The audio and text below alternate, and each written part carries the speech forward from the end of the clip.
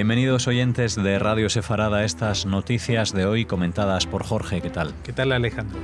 Estos son los titulares. La autoridad palestina pide una reunión urgente de la Liga Árabe para abordar el acuerdo del siglo estadounidense. Netanyahu viajó a Moscú para explicar el plan de paz o para liberar a la israelí condenada.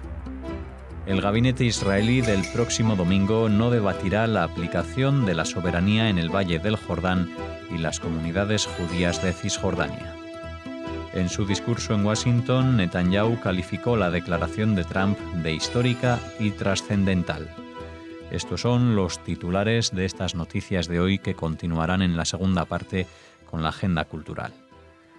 La autoridad palestina ha pedido a la Liga Árabe la convocatoria urgente de una reunión para abordar el conocido como Acuerdo del Siglo por el presidente de Estados Unidos, Donald Trump, sesión extraordinaria a nivel ministerial que contaría con la participación del presidente de la autoridad palestina, Mahmoud Abbas. Dicha reunión tendrá lugar este sábado con el fin de exigir una posición árabe unificada. Según Ramallah, el acuerdo tiene como objetivo evitar que se establezca un Estado palestino totalmente independiente en las fronteras de 1967 y con Jerusalén Este como capital. En las últimas horas, miles de personas se han manifestado en la Franja de Gaza para rechazar el plan. Trump ya había advertido en su declaración el martes que los palestinos probablemente no vayan a querer el acuerdo de entrada, pero que al final sí lo harán, ya que es muy bueno para ellos. Por contra, el primer ministro palestino, Mohamed Shtayyeh, hizo un llamamiento a la comunidad internacional para que rechace dicho acuerdo, ya que, en sus palabras, beneficia a Israel a costa de los derechos del pueblo palestino, antes de recalcar que no constituye una base sobre la cual trabajar para resolver el conflicto, ya que no devuelve, dice, la tierra ocupada a su pueblo, no reconoce las fronteras de 1967, no reconoce a Jerusalén como territorio ocupado, lanza una guerra financiera contra la UNRWA, cierra la oficina de Palestina en Washington y trabaja para secar las fuentes financieras de la autoridad palestina, lo que considera no es más que un plan para liquidar la causa palestina. También ha trascendido que Mahmoud Abbas mantuvo una inusual conversación telefónica con Ismail Haniyeh, jefe del grupo terrorista islámico Hamás que controla la Franja de Gaza, para enfrentarse conjuntamente al plan de paz de Trump. Sí, bueno, era lógico y estaba previsto que, dada la negativa de Mahmoud Abbas durante los últimos años a participar en el proceso de elaboración de este acuerdo, que iba a estar en contra. Aunque hay algunas cosas que ha señalado con las cuales yo personalmente no estoy nada de acuerdo. O sea, el objetivo del acuerdo no es evitar que se establezca un Estado palestino independiente, sino que sea posible un Estado palestino independiente. Llevamos 72 años y no se ha avanzado nada en ese sentido, ni con los acuerdos de Oslo, ni con los de Anápolis, ni con Camp David, ni por ninguna parte. O sea que la única manera de desatascar este proceso es, digamos, mezclar nuevamente la baraja y repartir nuevamente las fichas. Claro que no siempre caen del lado que uno pretende, especialmente si reiteradamente, como en el caso de la dirigencia palestina durante estos 72 años, se ha descartado cualquier opción. En general, si hacemos un resumen de las propuestas que se presentaron a los palestinos, por ejemplo, a Arafat y las posteriores, incluso la de Olmert le cedía parte de la soberanía sobre la ciudad de Jerusalén, la devolución de los territorios, etcétera. Y siempre llega un punto en el que dicen, bueno, hasta aquí todo muy bien, pero no podemos aceptarlo. A veces las excusas son la vuelta de los refugiados palestinos, que ya no se contentaban con que tuvieran derecho a volver al territorio de Palestina, sino a recuperar en lo que hoy en día es Israel los territorios o los terrenos que fueran de su propiedad antes de la Guerra de la Independencia, cosa que evidentemente es totalmente inviable. Es como decir, aquí en este edificio de 84 plantas edificado en Tel Aviv, yo tenía un terrenito con zanahorias y ahora me tiran abajo este edificio para que yo vuelva a tenerlo. Pero no solamente eso, sino que dice que el objetivo también es que Jerusalén Este no sea la capital de Palestina, y en realidad lo ha señalado Donald Trump en su discurso, que a pesar de que reconocen a Jerusalén de forma de capital indivisa del Estado de Israel, dice que Palestina tendrá su capital en Jerusalén Oriental, o sea que no estoy de acuerdo con que eso no está contemplado. Lo que evidentemente no respeta este plan, o no establece este plan como ninguno de los otros precedentes, es una vuelta completa a las fronteras anteriores al 5 de junio de 1967, entre otras cosas porque, y esto lo hemos repetido hasta la saciedad aquí en Radio Sefrad, las fronteras del 67 no son fronteras, son líneas de armisticio, que en el año 49, para frenar una guerra, se estableció una línea de tregua, que se mantuvo durante 19 años. Y sin embargo, desde que Israel recuperó esas tierras en el año 67, pues han estado más de 19 años en una nueva situación. Así que esto de volver a una situación de unas fronteras que no existían, entre otras cosas porque Palestina nunca fue un estado como para tener fronteras con él. Eran territorios ocupados en Gaza por Egipto y en la Cisjordania por Jordania. Ahora, lo que sí estoy de acuerdo es que todas estas presiones o atributos de este acuerdo que recortan las aspiraciones de los palestinos, dice que no es más que un plan para liquidar la causa palestina, pero en realidad es para, plasmar lo que es una realidad. La causa palestina está prácticamente liquidada por esto, porque se llevan muchos años y porque principalmente, básicamente, no por causa de Israel, sino por causa de los otros países árabes en la región, que han hecho su mantra durante más de 70 años de que el problema de Medio Oriente era Israel, y ya hace un decenio por lo menos que han comprobado que el problema nunca ha sido Israel, sino que eran ellos mismos, o, por decirlo de otra manera, la guerra civil musulmana que se está librando, cuyo escenario principal es Siria, pero que también ha sido antes en Irak, etcétera, en el cual se enfrentan dos aspiraciones hegemónicas en la zona, la de los suníes y la de los chiitas. Y por tanto, pues la mayoría de la Liga Árabe son países de orientación sunita y que están muy hartos, hasta el punto que 3 o 4 de ellos, creo recordar que eran Bahrein, Emiratos Árabes Unidos y ahora me olvido el tercero, estuvieron presentes en la ceremonia en que se anunció este acuerdo, porque la apoyan. Arabia Saudita también. Así que el tema de liquidar la causa palestina, mejor que no tiren balones fuera, porque son ellos mismos los responsables de que esto sea así. Y vamos a ver lo que pasa este sábado cuando se reúna la Liga Árabe y de pronto les digan, chicos, este es el último tren. Y a diferencia de otros planes que siempre iban increyendo con las concesiones, este plan, a pesar de ser muy detallado, evidentemente les otorga menos prerrogativas que en los planes anteriores, en los cuales se hacían concesiones maximalistas. Yo creo que el mensaje está claro: lo cogen o lo dejan. Ya lo dijo el presidente Trump en su discurso, dice... ojalá que se sumen los palestinos a esto. Seguramente al principio dirán que no, se harán los remolones, habrá violencia, etcétera, pero finalmente lo aceptarán. Y si no es así, pues tendremos que vivir con ello. tendremos que vivir con ello, que decir que Israel seguirá adelante, Estados Unidos seguirá adelante y los países sunitas de la zona, Arabia Saudita y todos los demás, seguirán adelante y la causa palestina caerá en el olvido y se tendrán que conformar con lo máximo que han llegado, que es con una autoridad, una autonomía dentro de otro país y no como un Estado independiente. El primer ministro israelí en funciones, Benjamín Netanyahu, ha viajado de Washington a Moscú para informar al presidente ruso Vladimir Putin del plan de paz presentado por la Casa Blanca, sobre el que Moscú pidió que sea analizado por el llamado Cuarteto de Madrid, Estados Unidos, la ONU, la Unión Europea y Rusia.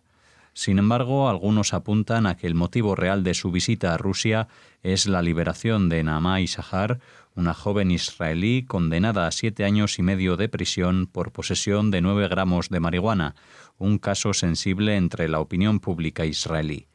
El gobernador de Moscú ha validado una petición de indulto que fue enviada a Putin, lo que podría implicar que Netanyahu regresara a Israel con la joven encarcelada. Putin se reunió la semana pasada con el presidente palestino Abbas a puerta cerrada para tratar la propuesta que se presentó en Washington. Sí, realmente hay que ser un poco ingenuo para pensar de que Putin no sabía o no sabe los detalles del plan y que va a ser Netanyahu el quien se los explique. Como si no, si aparte de no haberlo sabido antes, no hubiera podido verlo por internet como nosotros, ¿no? Bueno, evidentemente va allí para otra cosa. Netanyahu tiene que volver a casa y en casa tiene un panorama bastante desalentador porque el fiscal general ha decidido acusarlo formalmente y empezar la causa contra él en los 3 casos de corrupción. A pesar de ello, pues se va a presentar a las elecciones. Ha desestimado la oportunidad que pensaba que le podía servir de obtener la inmunidad en el Parlamento y sigue para adelante. Es decir, lo único que puede salvar a Netanyahu es tener un golpe de efecto como estos que está propiciando esta misma semana en pocas horas. Hablar junto con Donald Trump en el acuerdo del siglo, así llamado, es decir, una proyección internacional que nunca ha tenido un jefe de gobierno israelí, y por otra parte, a ver si él consigue llegar hasta el mismísimo Putin y convencerlo de que suelta a esta chica pobrecita, 19 años, que con 9 gramos se iba a pudrir en la cárcel soviética. Digo soviética, me confundo siempre, perdón, rusa, pero es que últimamente es muy difícil diferenciarlos. El ministro de Turismo israelí manifestó que, a pesar de las declaraciones previas formuladas por el primer ministro en funciones, Benjamín Netanyahu, la aplicación de la soberanía israelí en el Valle del Jordán y las comunidades judías de Cisjordania no será elevada para su discusión en el gabinete el próximo domingo, tal como manifestó Netanyahu que propondría a principios de la semana próxima. Recordemos que el plan de paz de Trump incluye el reconocimiento inmediato estadounidense de la soberanía sobre el Valle del Jordán, el norte del Mar Muerto y todos los asentamientos. Tras la aplicación de la ley israelí, se eliminarían todas las restricciones a la construcción y otros asuntos que anteriormente requerían la aprobación de Estados Unidos.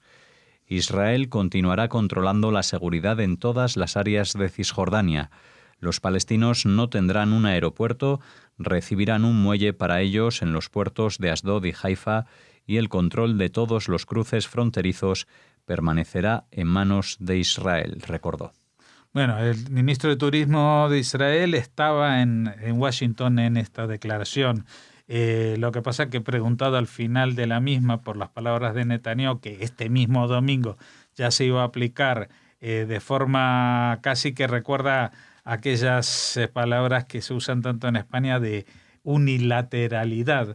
Es decir, que iba a aplicar de forma inmediata el domingo. Bueno, se acabó ya el Valle del Jordán, los asentamientos, el norte del Mar Muerto, todo eso.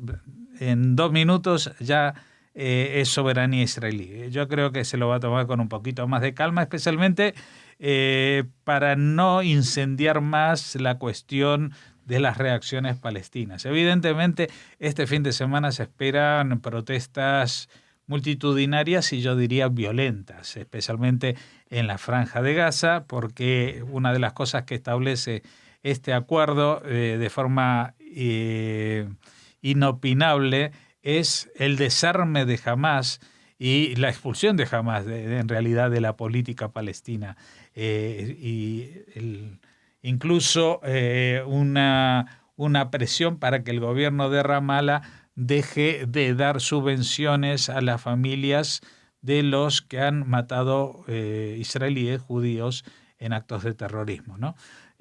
Así que bueno, eso no quiere decir de que tarde mucho, pero yo creo que dado que estamos prácticamente a las puertas de las elecciones generales, dado que esto ha sido una declaración, la del acuerdo del siglo, que todavía una de las partes se opone tajantemente, pues creo yo que va a tener la mínima, digamos, el mínimo gesto hacia los palestinos de no aplicar estas medidas antes de ser confirmado este gobierno como un gobierno legítimo. No olvidemos que está en funciones desde septiembre del año pasado, es decir, que no es un gobierno que esté legitimado para tomar decisiones de tanto calado. En su discurso, a continuación de la presentación del plan de paz por parte de Trump, Netanyahu dijo: «Este es un día histórico y recuerda otro día histórico. Recordamos el 14 de mayo de 1948 porque ese día el presidente Truman se convirtió en el primer líder mundial en reconocer al Estado de Israel después de que nuestro primer ministro, David Ben-Gurión, declarara nuestra independencia. Ese día deparó un futuro brillante. Creo que a lo largo de las décadas y quizá a lo largo de los siglos también recordaremos el 28 de enero de 2020, porque en este día se convirtió en el primer líder mundial en reconocer la soberanía de Israel sobre las áreas de Judea y Samaria que son vitales para nuestra seguridad y centrales para nuestro patrimonio. Y en este día usted también ha impulsado un futuro brillante para los israelíes, los palestinos y la región al presentar un camino realista hacia una paz duradera». Y añadió: «Durante mucho tiempo, demasiado tiempo, el corazón mismo de la tierra de Israel, donde oraron nuestros patriarcas, nuestros profetas predicaron y nuestros reyes gobernaron, ha sido calificado escandalosamente como territorio ocupado ilegalmente. Espero ansiosamente trabajar con usted para lograr una paz que proteja la seguridad de Israel, proporcione a los palestinos dignidad y su propia vida nacional y mejore las relaciones de Israel con el mundo árabe. Su plan de paz permite avanzar hacia todos estos objetivos. Si los palestinos están realmente dispuestos a hacer las paces con el Estado judío y si aceptan cumplir con todas las condiciones que usted ha presentado en su plan, Israel estará allí. Israel estará dispuesto a negociar la paz de inmediato. También espero que nuestros otros vecinos árabes acepten su visión y forjen un camino de reconciliación con Israel que pueda crear para todos nosotros un futuro brillante». Sí, bueno, estas son las palabras, un extracto de lo que dijo Netanyahu. Ayer nos concentramos mucho en el discurso de Trump, que era lo más importante, pero hoy queríamos traer estas palabras porque, entre otras cosas, es de recalcar que en esta ocasión quizás haya, sin irnos a demasiadas esperanzas, pero que haya una esperanza de que este plan, por más que para algunos resulte totalmente descabellado, salga adelante. Y lo digo porque hasta ahora, por lo menos en la historia de Israel, cuando han habido avances en negociaciones de paz, ha sido siempre con partidos de derecha en el gobierno. Es decir, cuando se ha firmado la paz con Egipto y cuando se ha firmado la paz con Jordania, han sido gracias a que había gobiernos de derecha. ¿Y por qué digo gracias a los gobiernos de derecha? Porque si esas negociaciones las lleva un gobierno de centro-izquierda, por ejemplo, pues la derecha se va a cerrar en unas líneas rojas que van a resultar infranqueables e inaceptables. En cambio, si ya lo acepta un líder de la derecha, pues siempre van a ser concesiones que la izquierda o el centro izquierda, por supuesto, estaría dispuesto a ceder.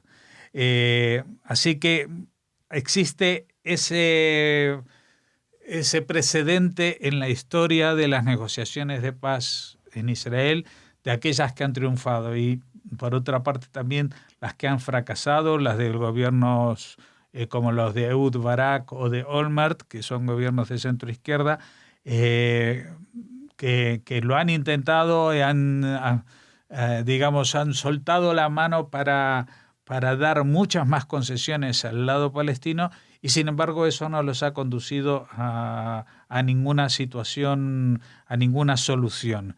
Quizás este momento, aunque a mucha gente le parezca totalmente inaceptable, habría que ponerse en la piel de los palestinos, especialmente yo diría de la gente más joven entre los palestinos, aquellos que han vivido evidentemente solamente bajo la tutela de la Autoridad Nacional Palestina desde el año 93, 94, supongo que era después de los acuerdos de Oslo, más o menos esa sería la fecha, y que saben perfectamente que lo que han vivido en esos últimos años ha sido mucho peor de lo que se ha vivido antes, y que la utilización de términos ideológicos no siempre muy ajustados a las definiciones legales internacionales, como lo de territorios ocupados, no es el tema más importante para sus vidas,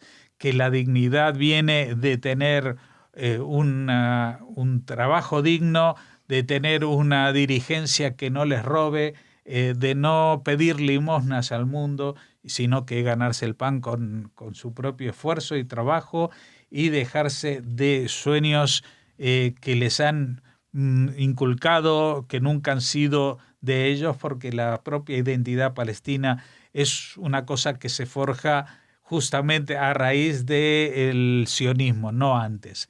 Antes los palestinos eran parte de la provincia de Siria y todos eran parte del Imperio Otomano. Nunca fueron una nación ni un estado anteriormente, aunque los ingleses en su mandato británico utilizaron el término Palestina.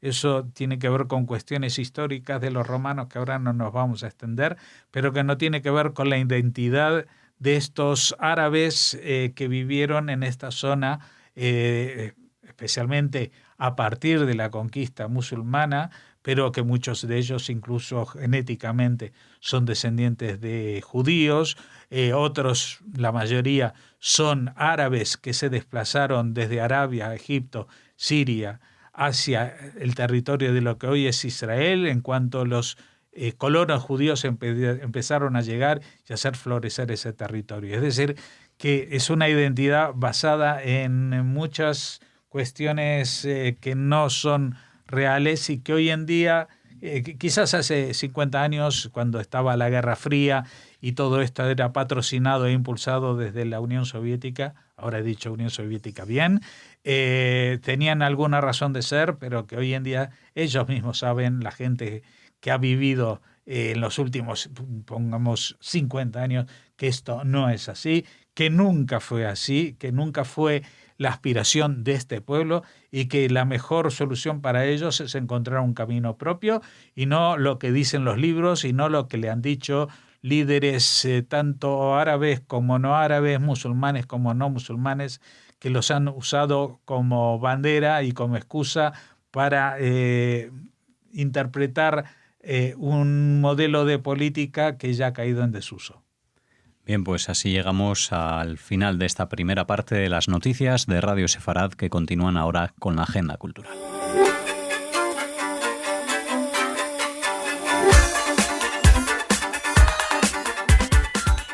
Comenzamos ahora la agenda cultural. Hola, Raquel. Hola, Alex. Hola a todos. Cuéntanos, háblanos de la agenda. Pues mira, comenzamos un poquito en clave de SOA para comentarles que el gobierno británico proporcionará fondos por un total de 1 millón de libras esterlinas para ayudar a preservar el campo de concentración de Auschwitz, de concentración y exterminio de Auschwitz-Birkenau. Además, según ha informado a la prensa la Embajada Británica en Israel, la intención es dedicar parte de los fondos a dar cursos sobre el tema de la Shoah. El anuncio se produce después de un discurso del secretario de Relaciones Exteriores, Dominic Raab, en un evento conmemorativo del Holocausto que tuvo lugar el miércoles pasado, un día antes de la celebración del 5º Foro Mundial del Holocausto. En este anuncio, Raab comunicó que la financiación procederá del Ministerio de Relaciones Exteriores y del Ministerio de Vivienda, Comunicaciones y Gobierno local. Además, un representante de la Secretaría de Comunidades Británicas asistió al propio Foro Mundial del Holocausto junto a el resto de mandatarios y responsables de 50 países en todo el mundo. Al comentar la decisión, Raab, volvemos a hablar del secretario de Relaciones Exteriores, recordó que los habituales lamentos desgarradores de mi abuela por la familia perdida en Auschwitz y en los otros campos de exterminio, bueno, pues es algo que le emociona especialmente a la hora de hacer este anuncio. Resaltó que el gobierno británico apoya a la Fundación Auschwitz-Birkenau porque nunca debemos olvidar el momento más oscuro de la historia y debemos educar a las generaciones futuras para que nunca se repita.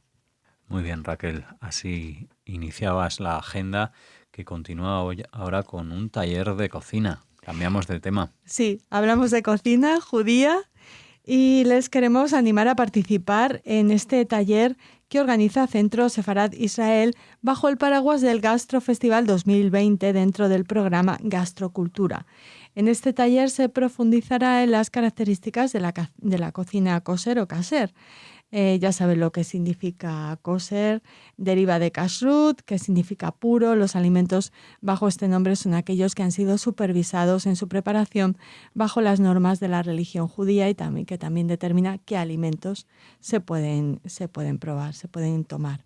Cada grupo de alimentos tiene sus particularidades para ser kasher y es precisamente esas particularidades las que se estudiarán en este taller culinario que incluirá recetas y principios de preparación. Correrá a cargo de Asunción Pertierra de Rojas, que es directora comercial de Life Gourmet Kosher, uno de los servicios de catering kosher más importantes de nuestro país. Este taller se va a tener lugar, se ofrecerá el martes 11 de febrero a las 7 de la tarde en la sede madrileña del Centro Sefarad Israel, en la calle Mayor 69.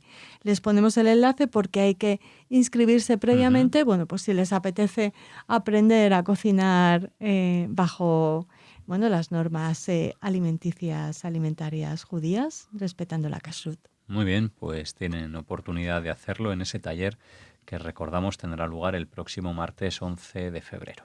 Y ahora celebramos, Alex, un cumpleaños, el de la escritora judeo-mexicana Margot Glantz, que cumple 90 años y qué mejor manera de unirnos a las celebraciones por su cumpleaños que recomendarles alguno de sus libros. Por ejemplo, Breve herida, de Sexto Piso, o Y por mirarlo todo, nada veía. Además, recuperamos hoy también en esta agenda una entrevista que amablemente nos ofreció aquí en Radio Sefarad para felicitarla por su 90 cumpleaños. Pues así hasta los 120. Muy bien. Hasta aquí esta agenda cultural y estas noticias de hoy en Radio Sefarad, donde les esperamos tanto mañana como siempre. Cuando ustedes quieran pueden entrar en la página.